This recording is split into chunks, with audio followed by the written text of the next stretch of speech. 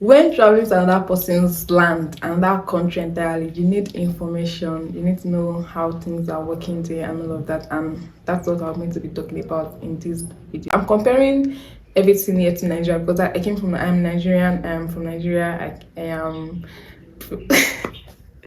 Don't forget to like and subscribe. Smash that button and ring that. Hello and welcome back to my channel. In today's video, I'm going to be talking about the things you need to know when coming to Rwanda, the land of 1,000 hills, as they call it here. When traveling to another person's land, another country entirely, you need information. You need to know how things are working there and all of that. And that's what I'm going to be talking about in this video. So let's get into it. I wrote down a list of things I need to talk about, and I'll be looking at my phone from time to time. Number one, here is the land of 1,000 hills. Like Rwanda here is the land of 1,000 hills. The road is not flat. The surface is not flat. Everything is hilly kind of, and houses are built on them like that.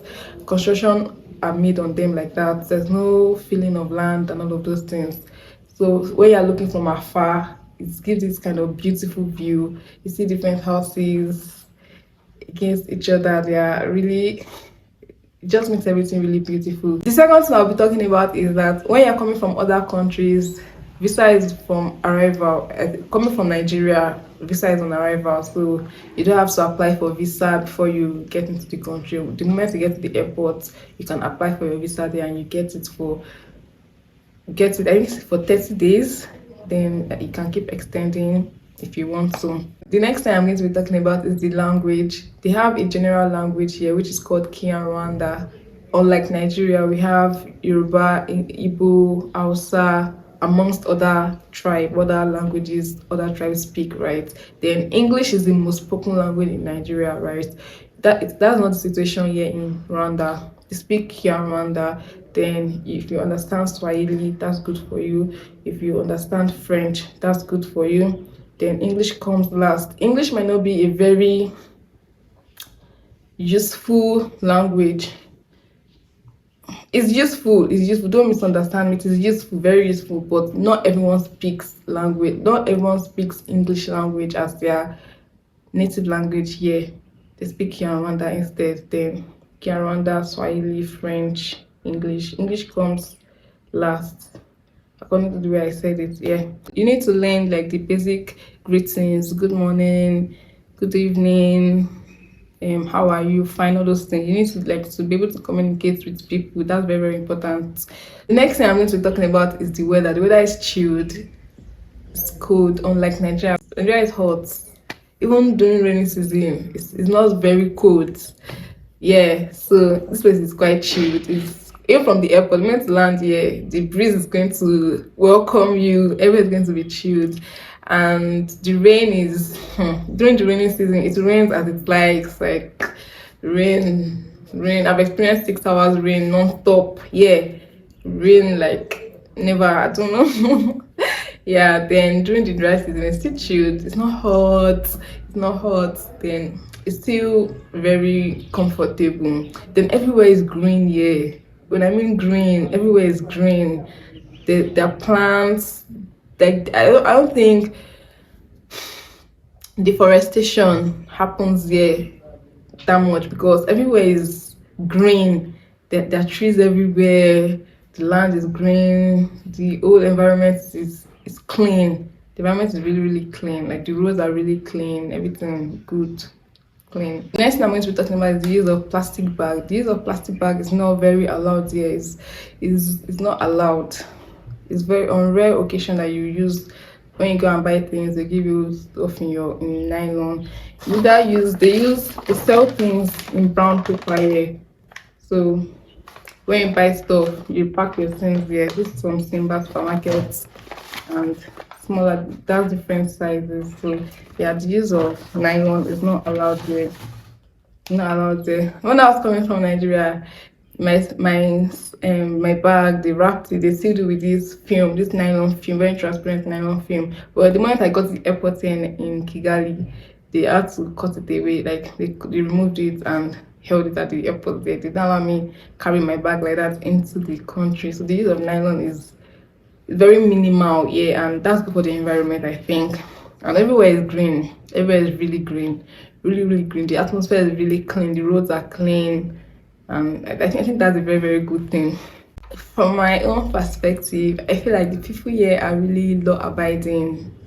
They're really law abiding. They obey the rules. They don't talk bad about their president. Yeah, in Nigeria, people curse the president, government. Yeah, of course, because of the way the government are there, right? But yeah, they don't talk bad about their government at all. They are law abiding. They respect the government. Yeah, thought to point that out. The next thing I'm going to be talking about is transportation system. They mostly use bike here, and the bike man has, like, the rider has to use helmet, the passenger has to use helmet, and it's just one passenger on the bike, you, the rider, and the passenger, not two, not three, not four people on the bike, right? And the speed limit on the road also. So there are some places that you can't overspeed at all. You have to be within the speed limit there. They also have this option of cab. Yeah, they're known as Yegu cab or Move. It's just like Uber slash Taxify in Nigeria, but they're not very. I mean, I'm going to be truthful. They're not very efficient as Uber and Taxify in Nigeria, but that's like the option they have here. Yego cabs and Move. Yeah. The next thing I'm going to be talking about is the currency they spend there. They spend Rwandan francs here, and it is from the denomination of 50 coins to 5,000 notes. So yeah, this is spend coin here. This is the 50 coin. This is the 50 coin. It's not showing. So this is the 50 coin. This is the 100 coin Rwandan franc. Jana. So this is it. Then this is 500. This is 500 Rwandan francs. This is 1,000 Rwandan francs. There's 2,000 notes, but I don't have that. Then this is the 5,000 notes. Yeah. Aside using cash to make payments here in Rwanda, you can also use mobile money to make payments anywhere and everywhere you are. Either in the shops, markets, you want to buy food, restaurants, transportation, anything that involves using money, like to make the payments. You can use mobile money. Mobile money is like a service rendered by Airtel or MTN. So you just have to have money on it, just like airtime. But it's not airtime, but I don't know if it makes sense. You know, when you buy airtime, you have it on your phone. You can use to make calls, to browse and all of that. But this one, you just have to have money on the mobile money app or the service. If you're using MTN, you have money on your Momo, that's what it's called. Then you can make payments anywhere, buy people anywhere, like I said before. So that is another good form of making payments, instead of having cash all the time. The next thing I'm going to talk about is the streets. The streets do not have names. In Nigeria, you know, we have Bode Thomas, we have Surulere, no, we have Bode Thomas streets, we have Alfredal streets, we have Onipan streets, we have Obalende, all those like different street name, or you see somebody's surname, Oladoshi street, Jimo street, all those, what's it called? They're not here in Rwanda. The street names are usually KG, KN, or KK. That's how it is. That's how the address is. KG 800 and something. Then street number. Then followed by the street number. Street 20. I don't know if that makes sense. Like unlike Nigeria, the address is like, say, University of Lagos, Akoka, Yaba. Here is KG 1004, Street 20, then Kigali. or you write Kachiru, then Kigali. That's how it is here. There's no all of those long address, long names of address, long name of streets here. Does that make sense? I really hope this makes sense. But that's how it is. KG, KM, KK. Those are the things they use when trying to write address. I really hope that makes sense. Food. How could I have forgotten? Food. Let me let you know that if you are coming from Nigeria, or if you are coming from where there are variety of food, where they use seasoning to cook, where they eat pepper. If you come to Rwanda, they don't eat pepper seasoning. Like the food is almost bland. If you are not used to that kind of taste, or your taste bud like sweet food, seasoned food, I'm sorry, you have to know how to cook. Coming here, I know that it's important to know. I know cooking is a skill, is a life skill that you need to have. Everyone needs to have. But coming here, I realized that it's really, really important because their food here is very different from our food. They don't have yam. Let me pause your brain. They don't have yam here. The beans we eat in Nigeria is quite different from the beans they eat here. Their food doesn't have seasoning or seasoning or pepper. They don't eat pepper here. But that's what I've noticed. Then where you're coming from, Nigeria, if you know you like eating good food, eating well, you have to bring some food. You can bring some food items like beans, because their beans is very different from our beans.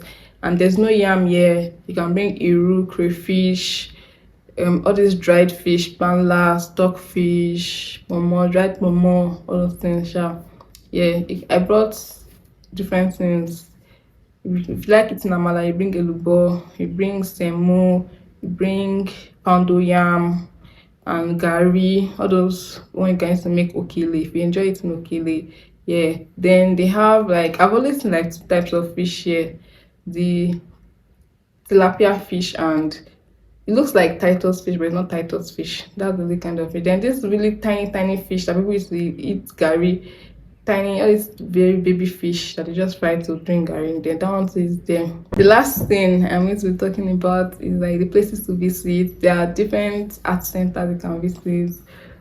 I think art is more like what they resonate with here. So there are different art places that you can go to. There are restaurants you can visit, different restaurants, but it's up to you again to choose the one you want to go to. You have to try different restaurants for you to now say, okay, this is the one I'll be going to. I think that's just how it is generally. Not all restaurants have good food.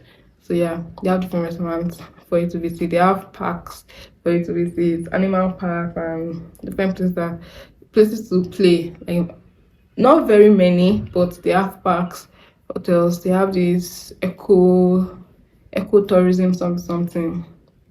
They have that too.